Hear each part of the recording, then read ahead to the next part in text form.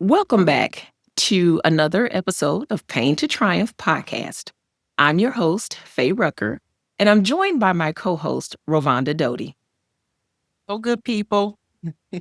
Our guest today, Shayna Hector, opens up about her journey of surviving breast cancer, a journey that included the life changing decision to have one of her breasts removed and the long path of healing that followed.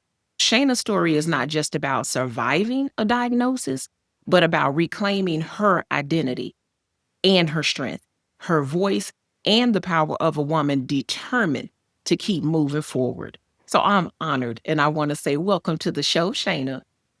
Thank you so much, ladies, for having me. Thank you. Absolutely. So I want to start out getting to the beginning. So, Shayna, can you take us back to the moment you first received your diagnosis? What was running through your mind? How did you feel in that moment? So I'll take it back just a bit farther. I was behind on getting my mammogram, and doctor kept reminding me, you need to go, you need to go. And this was one thing I put on the back burner. And then a mammogram van came to work, parked in the front parking lot. And I'm like, there's my sign. So I made an appointment, and it was one of those mobile units that diagnosed me having breast cancer. I was diagnosed on a Friday afternoon. So I had to go through the weekend thinking I was going to die because that's what I thought. So it was very challenging because doctors, I'm sure, hear it often, say that often and didn't know how it was going to affect me. So that was a bit of a challenge to get through that weekend before I could talk to further specialists. I can only imagine how scary that was. Breast cancer treatment is not only physical, but deeply emotional. What part of the journey challenged you the most emotionally? It was a lot of the waiting time, between tests, between getting appointments for the specialties that I needed to. It was very important to me to get in as soon as possible, but I had to get on somebody's schedule. That was hard because I'm thinking, rush, let's go, let's go. But they're like, we'll get you in 2 months. It's okay. It's not So right.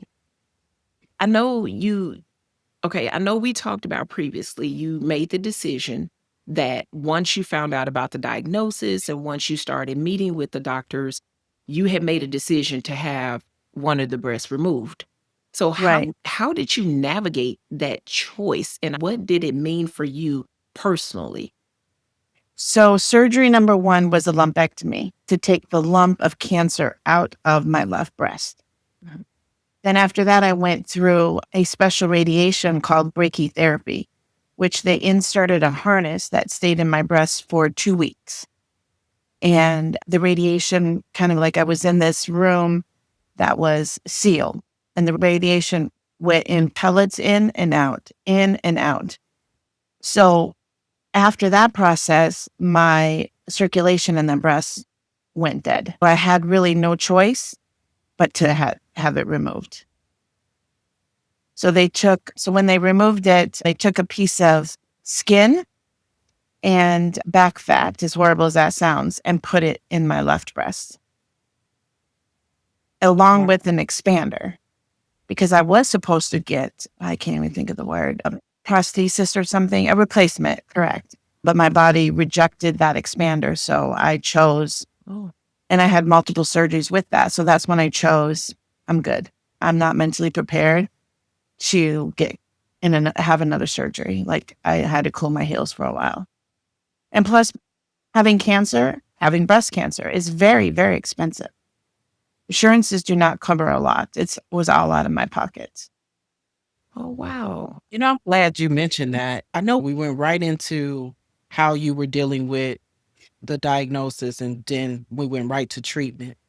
So I do want to stay in that vein. In the middle of treatment and recovery, what kept you going on the hardest days? And were there any setbacks? There was a lot of setbacks. The only thing that really kept me going was wanting to survive. Like was going to make it through. I have a child. Well, not child, but I have a grown son. But still, though, I still call him my child. It was just me and him. Want to make it through. Was gonna fight the battle, and I did. That's awesome. That's amazing, Shayna. And I guess originally you were thinking they were going to do a breast implant. Is that what you were Yep. Yes. Yes. That's what I was trying to say. rejected the first thing they did with the Yes. I was having a repeat infections. And the infection was attaching itself to the expander. So oral antibiotics wasn't working. And then on top of body rejecting it, I thought that was my sign. Okay. That makes sense. I just wanted everybody to kind of understand why you decided not to move forward with the implant. Right. Well, if it was attacking the expander, of course, they thought it would be attacking an implant and it wasn't worth the risk. Okay. Correct. That makes sense. So many women Yeah. talk about how cancer changes the way they see themselves. And I know you opted and chose to just say, okay, I'm not going to get the implant. I'm going to leave it as is. I'm good. Yes. When I look in the mirror, I only see one breast. I just have a little on the left side. So physically, there's no nipple on that side. It's just plain skin. And so visually, I thought I was a freak. Blouses shift, dresses shift, anything that I wear, it shifts because I don't have a balance. I'm way off. And so mentally, it really messed with me. But I'll tell you, one little thing that made me be able to function day to day was having my eyebrows on point. I spent money to get my eyebrows permanently done. And having that made me feel better. Oh, Yeah. Interesting. You, I love that you said that because I think we all have that one thing Yep. that we just do know that, okay, if this is intact, life is good, the world is good. Yeah. So I, knowing that my eyebrows were good, I felt better. Yeah. yeah, sometimes you do have to focus in on that one thing, You have that to. one thing that gives you that pep of, confidence and, you know, positive image of your, Yes. positive self-image. Let me go into the healing process. How do you Sure. approach the healing process? Not just physically, but emotionally and spiritually. So it was an emotional roller coaster, right? Because there was constant pain, sharp pain, and it was just being open and honest with my doctors, not hiding anything, kind of just letting it go. But I surrounded myself around really good doctors, doctors that I connected with on a personal and a professional level. So that made a big difference that I could just walk in and just be 100% honest with them. Spiritually, I really needed to get on my knees and just pray about it because, there's just a lot. There's a lot of outside people talking to you. There's a lot of people that just always just want to say, oh, I'm really sorry. I don't want you to be sorry for me. Like I didn't want that. And I was taught in my journey never to accept somebody being sorry. I'm alive. Be happy for me. Don't be sorry. wow. You said That, something right there. I was about to say that is a awesome perspective. Oh, Man. yeah. Yeah. That is Yeah. awesome. Absolutely. Because you can fall down in that hole of being sorry for yourself. And I fell in that hole for a little bit and I had to get myself out of it. Yeah. Wow. I'm so proud of you. Thank you. To stay in that dark place, but you didn't. Correct. You chose to celebrate the fact that you're still here, which means you still have an opportunity to live. Yes. Wanted to add that part, but let me ask you this. Who time so you didn't stay in that place? Was it your family, your friends?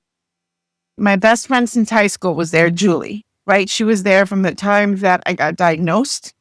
She came over that evening, brought me food. She went to every appointment and took notes at every appointment because she knew that I would be emotional and that I needed somebody clear minded that could write the notes down, things that doctors suggested or recommended or any, points of wisdom that they gave me, like I needed something with a clear mind. And that was huge. I still have that journal. That is smart. Yeah. That definitely is a smart way to make sure you're tracking Yep. even your progress. Because again, just because you get the diagnosis doesn't mean that you can't make it. And Correct. so, taking those notes and that's just definitely powerful. Were there things people around you did that made a big difference? Along with the her taking the notes. What are some of the other things that people did around you that made a big difference in your healing? As crazy as this sounds, I had some friends that went out and bought some cute button up shirts because I couldn't lift my arms above my head. So I needed to have button up shirts. I'm not a plain Jane kind of person. So for my friends to go out and find cute button up shirts with pockets to hold drain plugs, monitors, whatever it was, that was huge. Like it made me feel good because again, you wearing a cute blouse and your eyebrows done. I feel better. Wow. It's so amazing to me how those things that Yes. like, it was just the little things that meant Yep. everything to you. Absolutely. Staying focused, getting my checkups like I'm supposed to through the process, following the doctor's orders as much as I can be hard headed, following everything, and just remaining just as strong and as positive as possible, and surrounding myself around positive people, people that bring life to me, not going to bring me down. That's important. I Yes, love that you said staying, positive, because I believe that that's part of the healing process. absolutely. You continuing to think positively, speak positively, all of that has an effect. I'm going to lean into the question of how has surviving breast cancer reshaped the way you live today? So, breast cancer, as I've learned, is not hereditary. So, it's something that, like something I've gone through with life. It could have been my diet, could have been something I've been exposed to. So, just being more mindful of where I find myself in life, just because, maybe some different eating habits as well, right? Because, how we grew up eating is not always the right way to eat, Yes. right? Being, like trying to feed my body properly and continuing to keep the right doctors, Yeah. ones that are really geared towards helping me in life. Now, Them. if you don't mind, I just wanted to Yeah. piggyback that question. So you were even saying that you kept putting off getting an exam. Are Mhm. you more vigilant now with appointments and just staying on top of those routines? Absolutely. And I will be someone's, my closest friend's biggest cheerleader. Go get that mammogram. Go get it. Make that time, make that appointment, and follow through with it because it's so important. Yeah. Thank you. Yes. Like we do a lot of times as women, we get busy and we blow things off. That by asking you then, since you've went through this horrendous experience and been going through it for years now, but you're on the other side. I've seen you come out, right? And Mhm. now this joy you carry and advocacy to make sure, like you said, all your friends and women go get their mammograms. What message do you want to give to other women? The first thing I would say is, don't fall into a social media trap where you're following other people with breast cancer because there's different stages of or there's different kinds of breast cancer. And you need to make sure that you're following people with your exact one. And that can be a challenge because you can get wrapped up in a dark hole of sadness with people that you think just have that quote unquote breast cancer. And it just can really mess with your spirit. And so you just need to remove yourself from that and stay around some positive people, your doctors, nurse practitioners, whoever's on your side. You just got to stay out of that negative zone. And that you think that might, people think that those groups might be good and it's really not. It's That's not good for you that's interesting advice. because you Because read all that negative. yeah. Or you're reading things, scenarios that may not, you know, are Exactly. correlating with yours, Yep. and so you're like, "Well, why isn't this happening for me?" So that makes Right. sense. Right. That's a great point. That's a great point. That comparison can come in. Yes, it can. And that's just not good for us, especially when you're in the midst of that journey and you're in different stages and different kinds of breast cancer. It's a bad hole to get into and it's just not healthy. Gotcha. Okay. Well, if you could speak to the you who first got that diagnosis, what would you say to her now? And one other part to that is, and what does triumph look like for you today? So I would say, getting a diagnosis on a Friday, hang in there. It's not that bad. Don't jump to conclusions. That's a big thing. We want to jump to conclusions. You know, um, we want it to be solved right now. Um, like I just needed to have faith and just be part of the journey.